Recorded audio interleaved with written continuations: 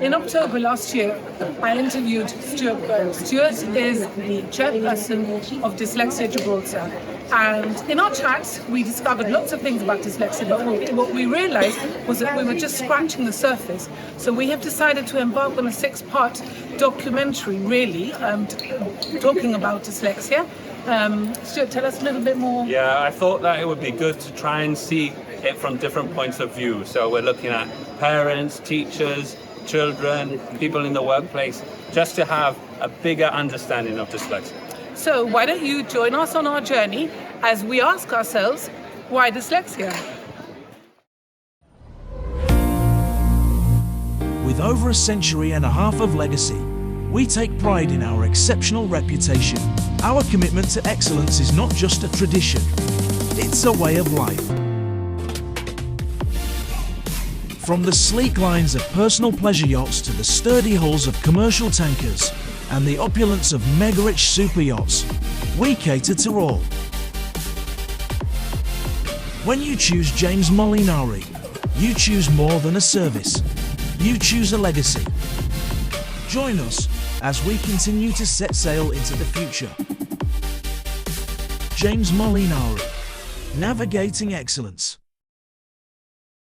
Welcome to another episode of Why Dyslexia, where we are breaking down the stigma and we're talking about what it is to be dyslexic, what it's like in school. We've been talking to business people, we've been talking to the founders of the charity, and now today we're going to be talking to 2 teachers.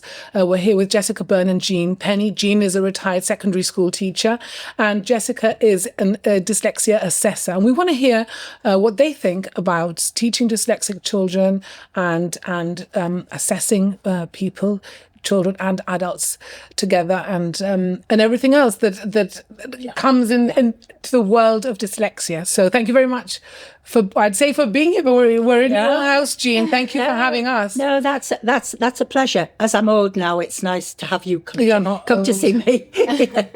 Age is just a number. Yes. I want to know, first of all, Jess, let's start with you. What is dyslexia? Okay, so dyslexia technically is a neurodevelopmental difference. Yeah. And it's important that we emphasize the difference because in the past, we've focused on dyslexia as a deficit and we've looked at the difficulties. And in the past, sort of possibly 10 years, I think things have changed. So we're now looking at dyslexia in a more holistic way, and we're looking at the strengths that come with dyslexia, as well as difficulties. So I think that's a shift that's happened. Okay, so has this shift happened recently, or I would say in the last 10 years, Yes. possibly. okay, Yes. because you've both been doing this for a long time. Yeah. I want to know, Jean, when did you get involved with helping dyslexics? Well, when I was teaching, it was very important that we had some sort of training ongoing, usually run by the department, a day's work. But what happened on the blackboard came a notice to say, anybody interested in doing a dyslexia course? And I was 50 at the time. And I thought, you know what? I think I could do with inspiration.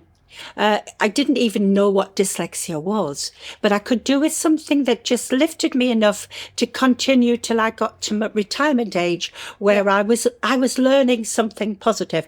So I applied, and it didn't cost anything, which was quite good. And it was funded by the people, the mothers, who were very concerned because they had had no help up to that point with dyslexia. So you were a teacher at Bayside? Yes. And there was nothing in place at the time? Nothing at all. There were obviously places for special needs, but there wasn't anything. And as I say, I didn't know what dyslexia was. I'm a teacher of science. So linguistics didn't come into it, or dyscalculia come into it.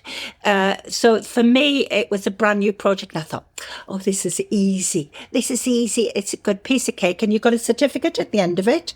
And you also did a viva at the end of it. And I thought, yeah, just go for it. It wasn't quite like that. Yeah. So you knew what dyslexia was? No. You didn't? Nope. Okay. No. So when you finished, you did. I knew a lot more. But yeah. But and you still learn. And did it help you enormously to help children at school? I think it helped enormously to help children in general, because as a secondary school teacher, you assume so much. You assume that they can read, you can assume they can do comprehension, you can assume they can do maths, and all you do is have to teach your subject. And in actual fact, they're finding out that some children can't read. And you think, oh, he's stupid. He's not paying attention. Oh, come on, get on with it. And he'll go into a lower group. Yeah. But it taught me a lot. I mean, I learned new vocabulary, words for grapheme, phoneme, things that I'd never met. Yeah, grapheme is what you write, and phoneme, like phone. Phoneme is what you hear. Okay. So whatever I'm saying to you, you might wish to write down because I'm dictating something. Your grapheme, you might have to copy something off the blackboard. Yeah. You assume everybody can do this. Jess, you've been nodding all the way through that. No, I just think an important point to make there is that dyslexia isn't linked to underlying ability, or what you could call IQ. We call it underlying ability now. So you can have someone who is very, very intelligent and is still struggling with basic reading. Yeah. You know? So that is an important point to make. So when these children in the past were perhaps put in special needs classes or and taught in that way, you'd have the children getting quite bored because obviously, their vocabulary, their sort of oral vocabulary is quite good normally, but they can't spell the words they know. So that there's quite a discrepancy with dyslexics often. And why did you get into this teaching dyslexia? I got in it before I went to do my PGCE. So I was just interested in how the brain works. So I got into dyslexia. So I did the course before. Then I went to do my PGCE, my teaching course. So I always saw teaching through the sort of dyslexia lens. So, which was quite interesting. So whenever I did an assignment or was presented with anything that I had to teach, it was always like, how do the dyslexics see this? How would I make it accessible for dyslexics? Yeah. And what happens is by making things accessible to dyslexics, you make it easier for everybody to access it. So would you even say that if you taught a class, as if you were teaching a class of dyslexics, everybody would be able to gain from it? Yes, and then that would be... Yes, absolutely. So this could be a way forward. Absolutely the way forward. It's absolutely the way forward, definitely. And at that time, you might not even know who is dyslexic and who isn't dyslexic. Yes. Yeah. So, you can sometimes pick up from that. Yes. The other thing is memory. So memory comes into that. So a lot of dyslexic have a problem remembering things. So remembering times tables. And again, at secondary level, and you're doing some science, you assume they can multiply 5 times 7. And then you suddenly find that they can't do that because they haven't been able to learn repetitively all the times and retain that.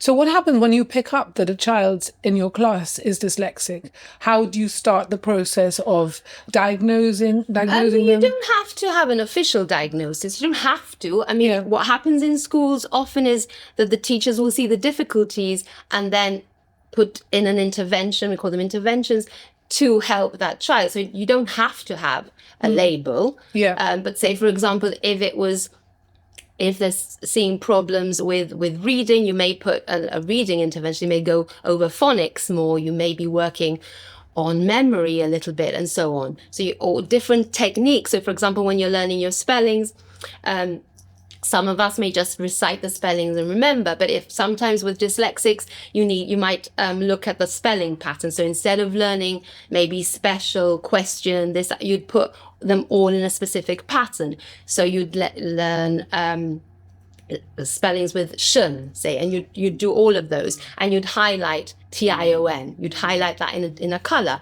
Or you'd use little images and icons to make it more memorable. Okay. But if you use that with everybody would learn as well. So sometimes teaching visually, they're going to get more from that than just... I think the whole thing is multi-sensory. You'd have to bring everything in. So instead of having when I teach adults as well, And at secondary, I've seen this being done. So you'd have your PowerPoint and you'd have your words, but you'd have lots of icons, lots of symbols. You'd have different colors to bold, to highlight keywords.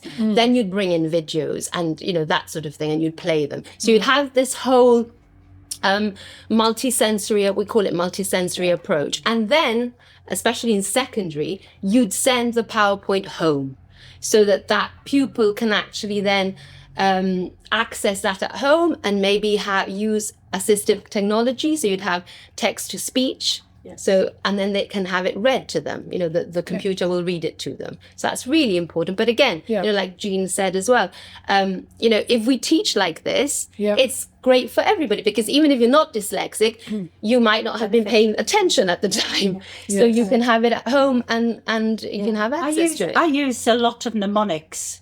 Mnemonics are just sort of memory aids. For example, you've got the elements, and you've got potassium and sodium. Normally the elements start with that letter. So if it's copper, you assume it's going to start with a C.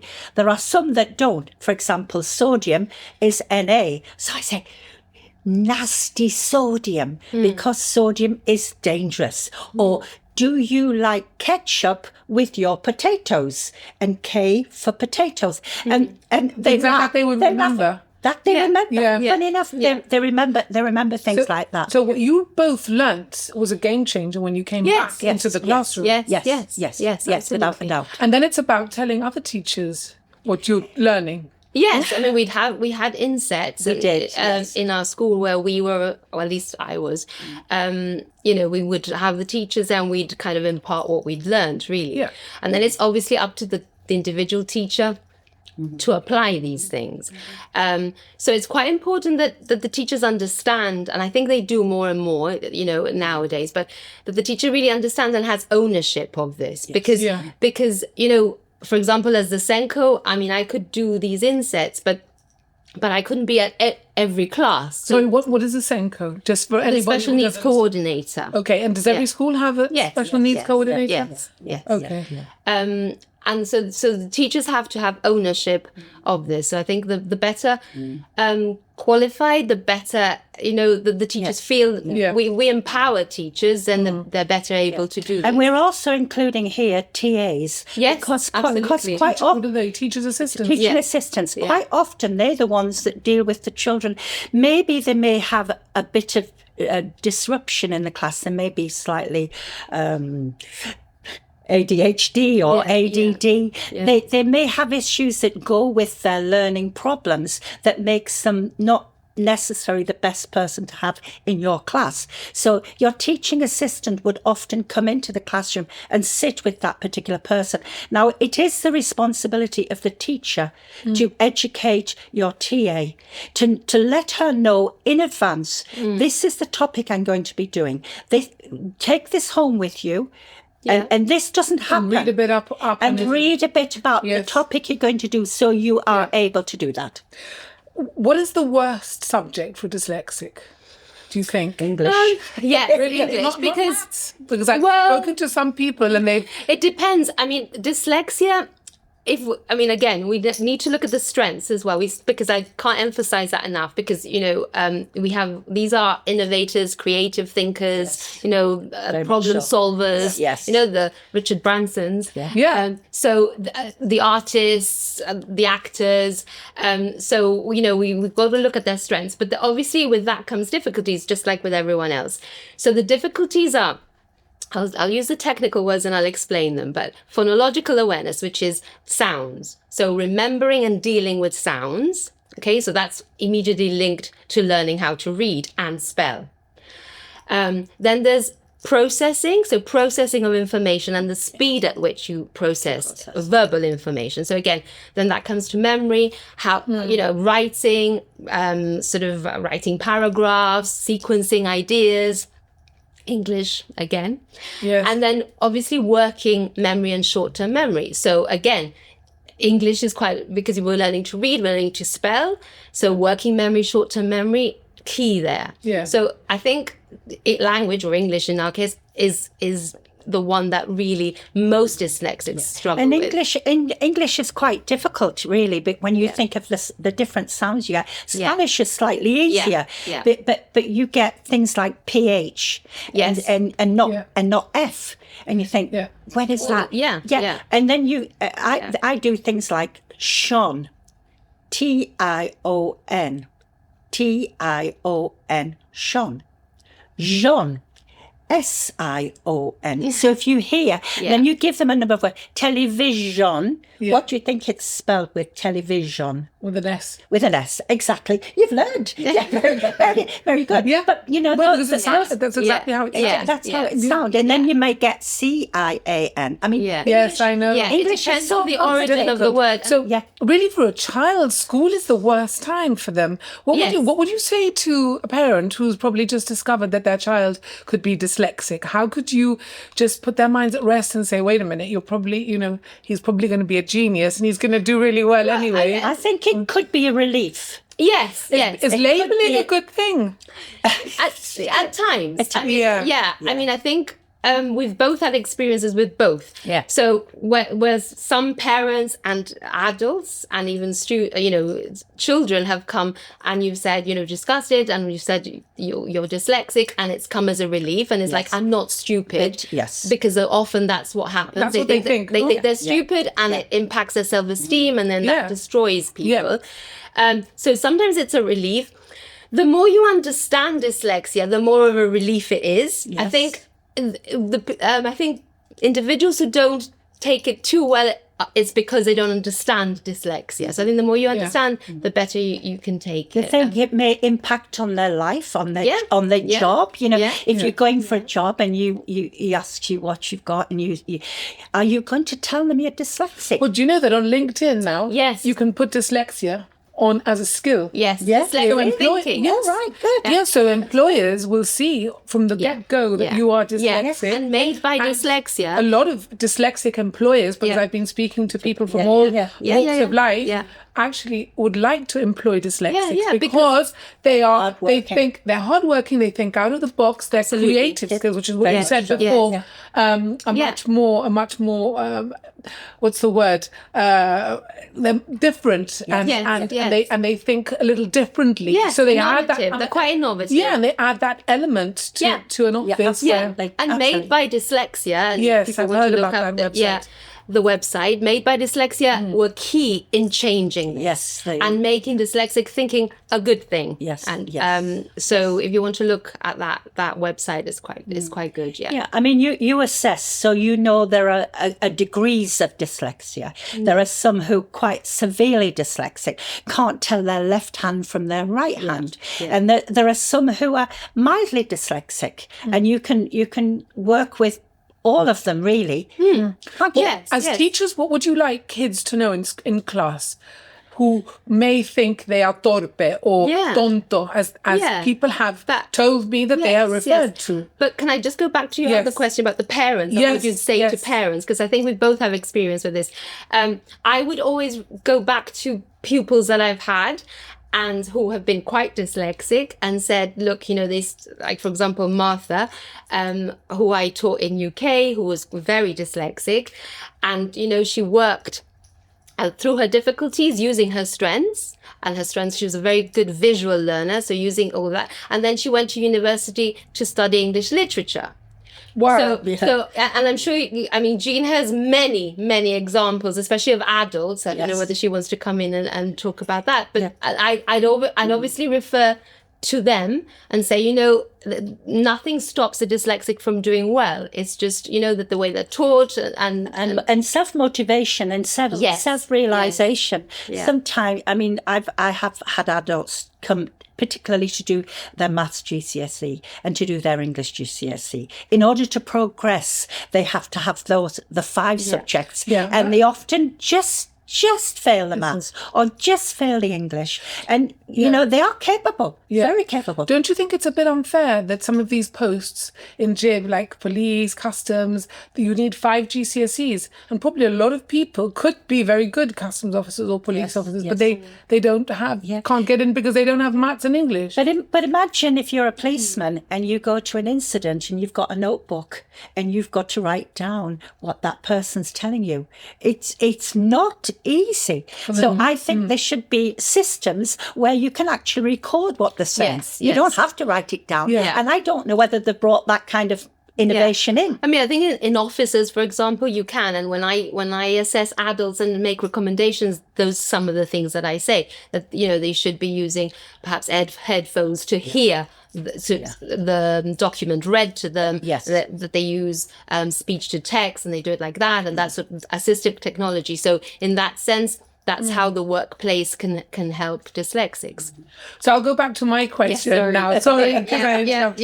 What would you want kids to know? The kids in a class who might think they're torpe or whatever. What is, you know, if anyone's watching this and thinks, oh, my kid is like that, or they themselves think, I'm having trouble understanding or the English at school. What would you say to them? I'd say that not to despair, and obviously to contact Dyslexia, the dyslexia support group, and we can obviously talk to them. We can assess. You don't have to assess. We can just have a chat on things that we could bring in to your workplace, to school, to the way you study. Say, for example, if you're trying to do your GCSEs and you're finding it hard, maybe we can find ways. There's help. There's help. Yeah. I mean, you might want to differentiate homework. Yes. You might want to say, look, I want you to do this, but if your parents help you, you tell them the answers and they can write it down for you. Yes. And you will accept that from somebody who you suspect is dyslexic. Obviously, you don't want all children to abuse that system. No. But you know, it would be a help. And be very careful how you mark their work. Be very careful what you write down in a book about them. 2 out of 10, disgraceful. He's done his best. Yeah. And also, actually, in terms of school, or obviously have parents go into school, speak to the Senko, speak to their teachers, because, you know, we're a team. Yes. So, you know, you have the pupil, the parents, the teachers, the Senko, it's a team. And together they can figure it out, you know, and if the child is feeling that, he's feeling stupid, which obviously in inverted commas, he's not or she's not, then as a team, we can work on that. And we can say, right, okay, well, let's look at, you know, what we need to work on and what we can do. It was interesting because we had a woman come out to give us a lecture because our dyslexia group are very good about bringing experts out in various areas. We've had one who would come and do the whole week of just dyscalculia, the maths problem. Yeah. Then we had one lady who used to go and assess people in a children's detention centre where they're being caught doing crimes. And she said she'd go in and she said she would assess maybe 20 and she'd have 15 of them who were dyslexic. Yeah. Wow. And she said, I would leave the classroom and the other 5 would come back and say, can you make me dyslexic as well? You know, it's interesting that they go down this system, this self-belief, and it's very sad. You were talking before about thinking long ago about dyslexia and how people would maybe even say it was a difficulty, and you want to break that barrier down. What other myths and you know, things need to be broken about, you know, the stigma of dyslexia?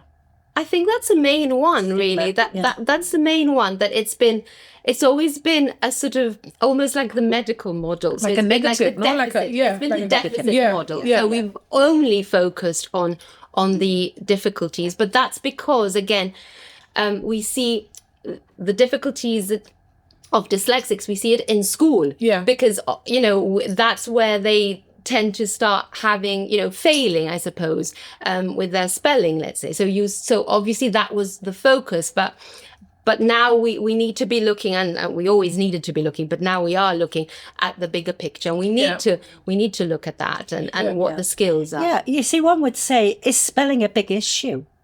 I mean, I use my phone and it's predicted text. My spelling is appalling. Anybody who thought I was a teacher must have gone, this woman hasn't got a clue. Her spelling Are you is dyslexic, awful. Jean? No, I'm not. It's just that I'm quickly sending a message to somebody and I miss the keys and it's predicted text and they say, oh, you know, you've got an awful lot of wrong with this. Is spelling such a big issue? It's the communication skills that are important. How you communicate, by verbal, by practical, you know. And less, but because of obviously now we have word processors, you know, we have whatever. So now spelling is less important. Yes. Before it was more important because obviously we didn't want to get the spellings wrong, but now it's less important. The reading is still really important because you need to obviously access the information. So that is super important. But again, you can use assistive technology. And another thing is obviously exams, that if you're dyslexic or if you score under certain levels, then you can have access arrangements. That's quite important. You can have access arrangements happen for GCSEs, A levels, any kind of professional exam as well. And in year 9, the Senko in the secondary school will assess and give you, not assess for dyslexia, but assess for access. And they'll look at sort of processing speed, they'll look at reading and so on, spelling, writing speed as well. And depending on your scores, you may have a reader, a scribe, laptop, extra time in exams. What else can the education system in Gib do to help dyslexics, do you think? Very difficult because it's cost prohibitive, obviously, to have a smaller group. When I passed the exam, I was allowed to have 2 lessons a week with dyslexics because they said you're employed to do science, but you can have 2 half-hour sessions. I'd have loved to have had more. Yeah. You know, Sounds very little. It is very little. I mean, I think this was with year 8 and year 9. Of course, when you get to year 10 and 11, you can't do that because they've got their specialist subjects. I think obviously training the teachers, that is key. Yeah. So the more teachers that are trained, the better.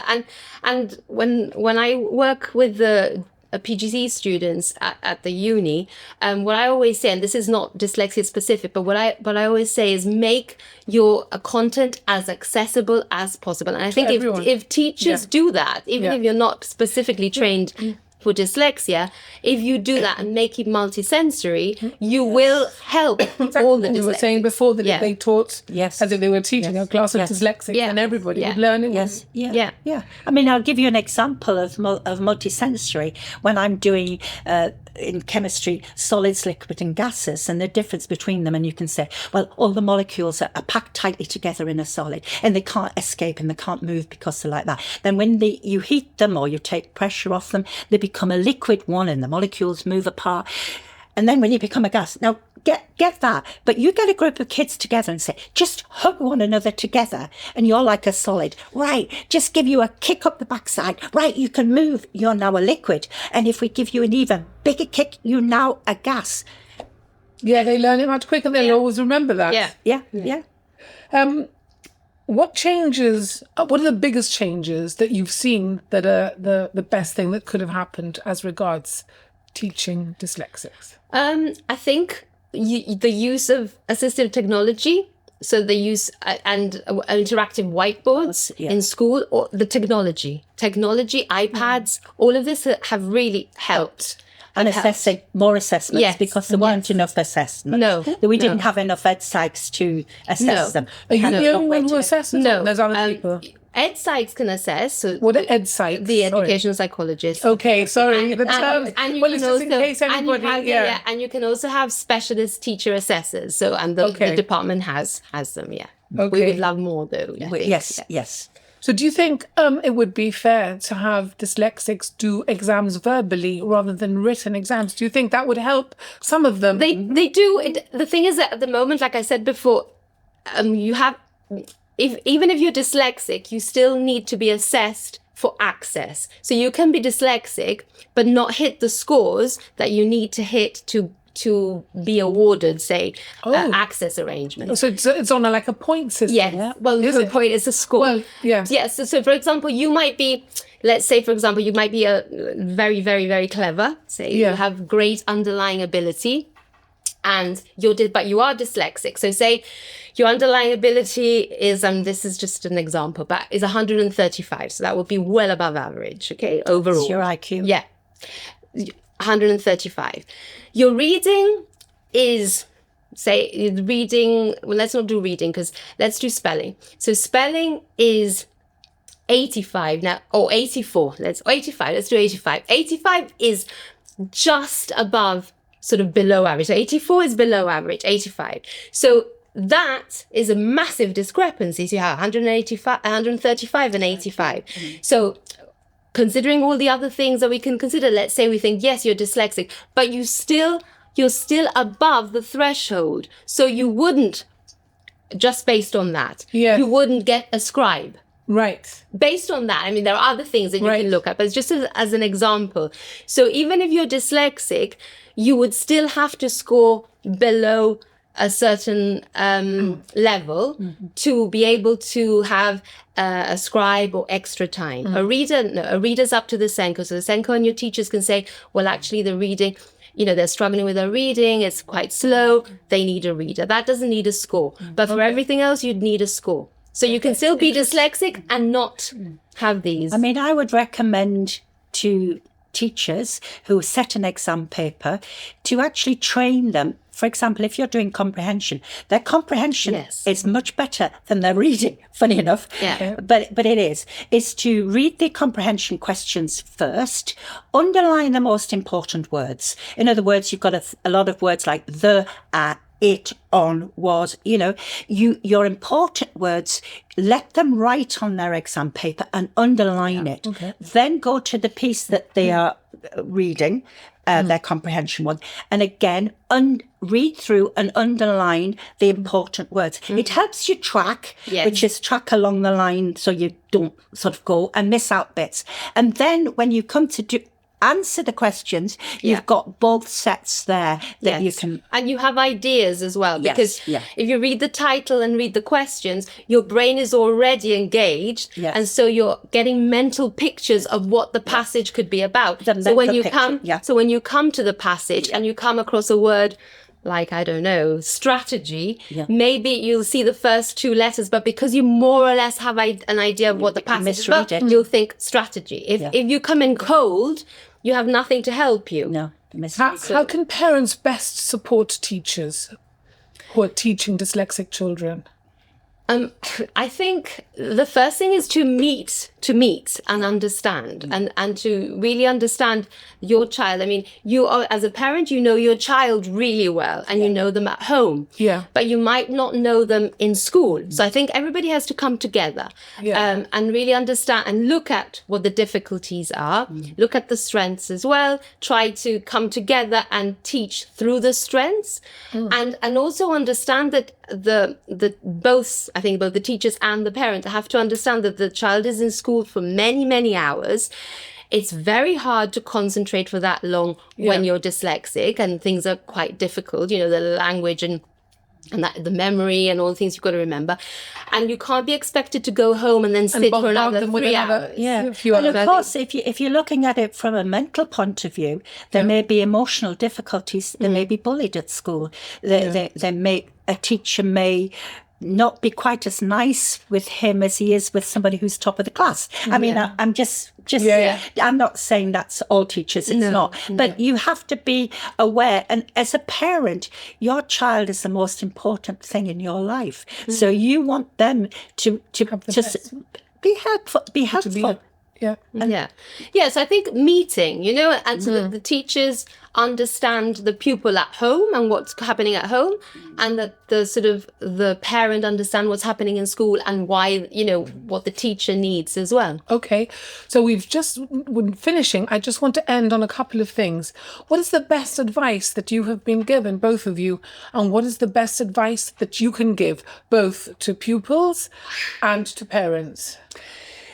Best advice. Don't give up. Find ways of making them comfortable and happy and supporting them. Don't put too much, as a parent, don't put too much pressure on them. As a teacher, don't put too much pressure on them. But don't give them it easily either. You know, don't get, oh, that was really good and they've got 4 out of 10. No, you've got to be honest. Honest with them. Yeah. Okay. I think connecting and understanding the person, because we're all very different, you know, whether you're dyslexic or not. So I think really understanding that person and that person's strengths and that person's struggles and working with that. I think that's the advice I would give to everyone, whatever. Really understand and connect with that person. And then take it from there. It's been a really big insight listening to you both. I mean, all the podcasts I've done are amazing, how the people that I've had on, the guests I've had on, all really connect with each other because you're all coming from the same place. I didn't really know much about dyslexia when I started, so it's been a huge insight. Thank you both so much. I think we've discussed a lot of stuff and it's very positive. And that is the message that we're trying to put out and that Dyslexia Gibraltar is trying to put out. Yes. I mean, we could go on. I know, but we need to finish. Yes. Thank you both so much. And there's another podcast coming up soon on Why Dyslexia. Thank you very much for watching. 1 in 5 people are dyslexic. Do you think you might be dyslexic? Please get in touch with us at Dyslexia Gibraltar and scan the QR code to follow us on all our social media platforms. Please watch, like and subscribe to our YouTube channel Dyslexia Gibraltar.